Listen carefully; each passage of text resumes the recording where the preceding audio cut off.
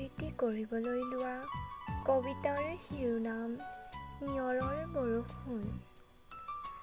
স্মৃতিৰ হেতলিত নিয়ৰৰ এটা টোপাল, এজাক বৰষুণ হৈ মোৰ মনৰ মাজলৈ নামি আহিছিল হাজাৰ সপোনৰ সম্ভাৰ লৈ।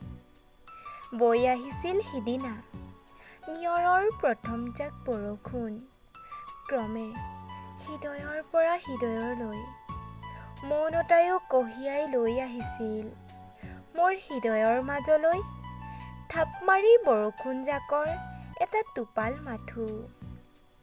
তাত আছিল অনেক সপোন, অযুত মৰম ভালপোৱা, এমুঠি আশা নতুন দিনৰ।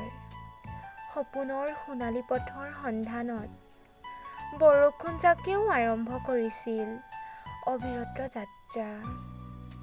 ঠিকনাহীন ভৱিষ্যতলৈ, ঠিকনাহীন আছিল যদিও যাত্ৰাটোত ভালপোৱাৰ মাদকতা। মোৰ কল্পনাৰ সাগৰখনত তুমি, মনৰ পথাৰখনত অনেক আশা লৈ ৰৈ আছো তোমালৈ।